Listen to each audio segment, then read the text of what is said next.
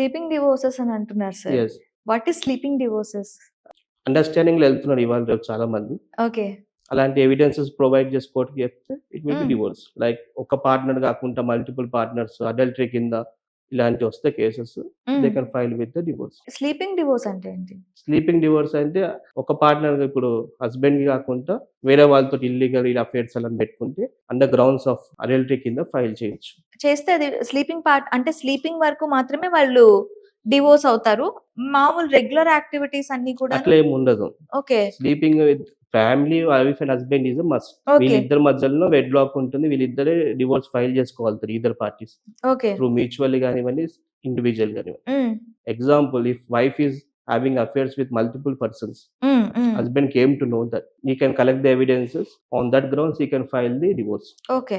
Adultery కింద Adultery దీంట్లో కింద. మళ్ళీ అగైన్ ఇది అంతే. అడల్టరీ కిందే Adultery వస్తుంది. వస్తుంది. ఓకే.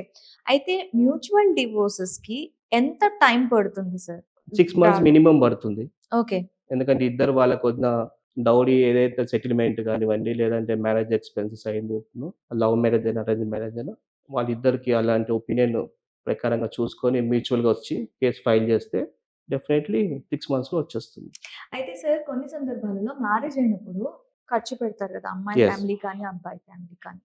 ఈ ఖర్చులు ప్లస్ కట్నం ఏదైతే ఇస్తారో హ్మ్. అది కట్నం.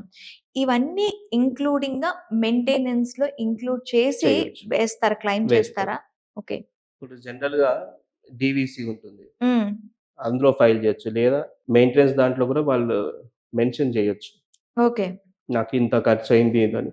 లేదు డివోర్స్‌లో కూడా వాళ్ళు మెన్షన్ చేస్తాం జనరల్‌గా. హ్మ్. ఇంత కట్నం ఇచ్చారు. ఇవి నా ఆర్టికల్స్ గోల్డ్ ఇంత, సిల్వర్ ఇంత. అవి ప్రకారంగా హస్బెండ్ రిటర్న్ చేయాల్సిందే. హ్మ్. వైఫ్‌కి తను తెచ్చిన ప్రాపర్టీ ఆమెకు రైట్ ఉంటుంది. మరి హస్బెండ్ తరపున వెళ్ళే గోల్డ్ వాటి మీద అవి కూడా వైఫ్‌కి రిటర్న్ ఉంటుందా? వచ్చేస్తుంది. అది కూడా రిటర్న్ ఇప్పుడు వచ్చేస్తుంది. వైఫ్‌ని హస్బెండ్ వద్దనుకుంటున్నప్పుడు వైఫ్‌కి ఉన్న బిలాంగింగ్స్ అన్నీ ఇయ్యాల్సిందే. Okay. And same vice versa with the wife also. Okay. అతను పెట్టిన గోల్డ్ ఏదున్నా కూడా ఇవ్వాల్సిందే. ఓకే. అంటిల్ వీళ్ళిద్దరు క్లియర్‌గా వచ్చినప్పుడు ఎక్స్‌చేంజ్ అయినప్పుడే డివోర్స్ అనేది డిక్లేర్ అయితది. హ్మ్. హ్మ్. లేదు అంటే still the case will be continuing. Okay. అయితే ఇప్పుడు డీవోర్సీ అన్నారు కదా! DVC domestic violence case. హ్మ్. అదే లైక్ హస్బెండ్ వాంటెడ్‌లీ అమ్మాయిని హ్మ్. వేధిస్తున్నాడనుకోండి. హ్మ్. అలాంటి హ్మ్. దాని మీద డీవీసీ ఫైల్ చేస్తారు. వుమెన్స్ పిఎస్‌కెళ్ళి కేస్ ఫైల్ చేస్తారు. వాళ్ళు కౌన్సెలింగ్ ఇస్తారు. హ్మ్. ఇలాంటి ఎవిడెన్సెస్ మేము ప్రొవైడ్ చేస్తే దాన్ని బట్టి పోలీస్‌లో చార్జ్ షీట్ ఫైల్ అవుతది. కేస్ కూడా మూవ్ అవుతుంది కోర్ట్‌కి. హ్మ్. సో, టోటల్‌గా హరాస్మెంట్ ఈస్ ద మెయిన్. అంటే ఇప్పుడు డివోర్స్ తీసుకున్న అమ్మాయికి పిల్లలున్నారనుకోండి. యెస్. ఆ పిల్లలకి కూడా సెపరేట్ మెయింటెనెన్స్ అనేది వేయటం జరుగుతుందా?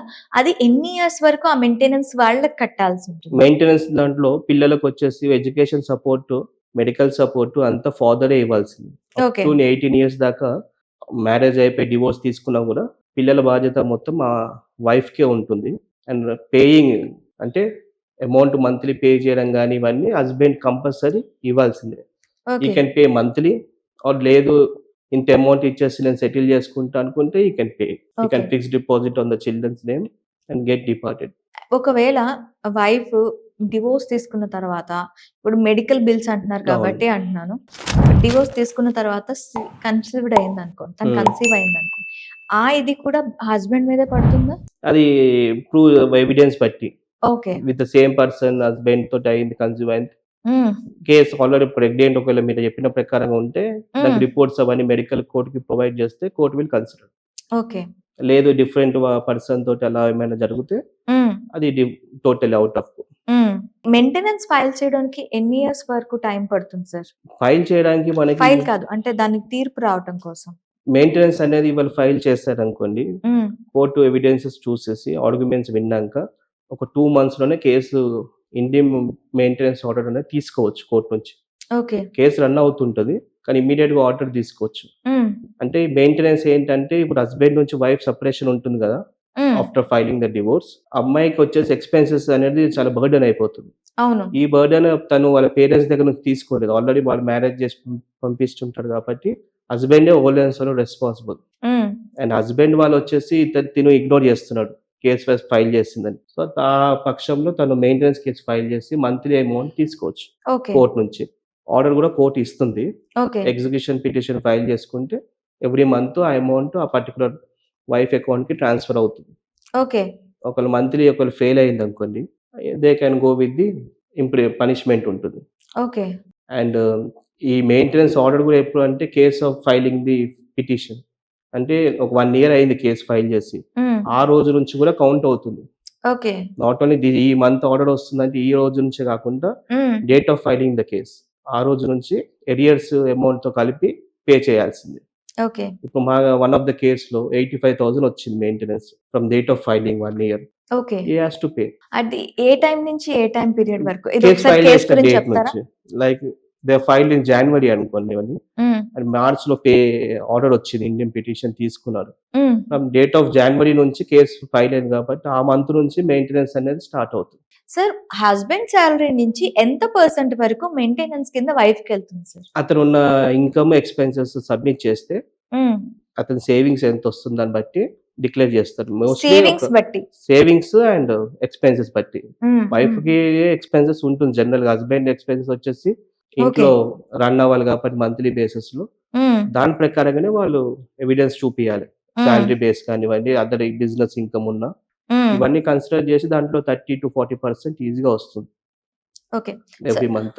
ఎవరైనా ఈ డివోర్స్ కేసెస్ అప్లై చేయాలి అంటే మిమ్మల్ని అప్రోచ్ అవ్వాలంటే ఏంటి? డెఫినైట్‌లీ. మాదొచ్చి ఎంఎంకే లా ఫర్మ్ అండి. నేను మల్కాజిగిరి ఎగ్జిక్యూటివ్ మెంబర్‌ని బార్ ఓకే. అసోసియేషన్‌కి. నా నంబర్స్ కూడా మీరు తీసుకోవచ్చు. కాల్ చేయొచ్చు. And hmm. We will help you okay. In all services. ఇంకొక విషయం సార్. మనకి మ్యారేజ్ లాకి అండ్ హిందూ మ్యారేజ్ లాకి రెండిటికి చాలా డిఫరెన్స్ అవును. ఉంటుందంటారు. ఉంటుంది. దీనికి దానికి డిఫరెన్స్ ఏంటి సార్? ఇప్పుడు మన హిందూ మ్యారేజ్ యాక్ట్‌కి ఏంటంటే ఒకసారి వైఫ్, హస్బెండ్ మ్యారేజ్ అవుతే హ్మ్. వాళ్ళు డివోర్స్ తీసుకున్నాకనే ఇంకో మ్యారేజ్ చేసుకోవాలి. Okay. As per the Muslim law వచ్చేసి ఏందంటే వాళ్ళు 3 మ్యారేజెస్ చేసుకోవచ్చు. హ్మ్. హ్మ్. మన దాంట్లో తలాక్ అని చెప్పేస్తున్నారు. వాళ్ళు మళ్ళీ they can go for other marriage as per the అవును. ముస్లిం లా. తలాక్‌ని రద్దు చేశారు కదా! అది ఎవిడెన్సెస్ వాళ్ళు ఫైల్ చేసుకొని హ్మ్. కోర్ట్‌కి వాళ్ళు అప్రోచ్ యాస్ పర్ ముస్లిం లా ప్రకారం కేస్ ఫైల్ చేస్తే they can go for marriages. Okay. మన హిందూ దాంట్లో అట్లా కాదు. ఒక మ్యారేజు కంపల్సరీ మ్యారేజ్ డిసొల్యూషన్ అయిత పడితేనే ఇంకో మ్యారేజ్‌కి వెళ్ళాలి. ఓకే. అదొకటి డిఫరెన్స్ ఉంటుంది దాంట్లో. సో, అది తలాక్ చెప్పిన తర్వాత వెంటనే వాళ్ళు ఇంకో మ్యారేజ్‌కెళ్ళిపోవచ్చు. కానీ మనకిక్కడ అలా కాదు. ఇక్కడ మనం హిందూ మ్యారేజ్ యాక్ట్ ప్రకారంగా కంపల్సరీ డివోర్స్ కాపీ వచ్చాకనే ఇంకో మ్యారేజ్ చేసుకోవాలి. లేదు అలా చేసుకున్నారనుకోండి అది ఇల్లీగల్ మ్యారేజ్ అవుతుంది. అయితే ఇప్పుడు ముస్లిం యాక్ట్ ప్రకారం వాళ్ళు ఎన్ని పెళ్లిళ్లైనా చేసుకోవచ్చు అంటారు నిజమేనా? డిపెండ్స్ ఆన్ దేర్ మినిమమ్ 3 అని ఉన్నాయి. హ్మ్. కానీ దాంట్లో కూడా వాళ్ళు సెటిల్ చేసుకున్నాకనే ఎంటర్ అవుతారు. ఓకే. జనరల్‌గా ముగ్గురు ఒకటేసారి అలా చేసుకోవడం ఉండదు. హ్మ్. దాంట్లో తలాక్ అని చెప్పడము, మళ్ళీ వాళ్ళు కేస్ ఫైల్ చేయడము, వాళ్ళు గూడా ముస్లిం లా ప్రకారంగా కేసెస్ ఏవైతే ఈదర్ పార్టీస్ ఫైల్ చేస్తాయో, ఆ డెసిషన్ తీసుకున్నాక ఇంకో మ్యారేజ్ చేసుకుంటారు వాళ్ళు. మన దాంట్లో ఏందంటే ఇక్కడ ఇమ్మీడియేట్‌గా పోలీస్ స్టేషన్‌కెళ్ళి డొమెస్టిక్ వయలెన్స్ అవ్వండి, లేదా మెయింటెనెన్స్ కోర్ట్‌కొచ్చి ఫైల్ చేయడం ఇవన్నీ కేసెస్ ఏస్తారు. హ్మ్.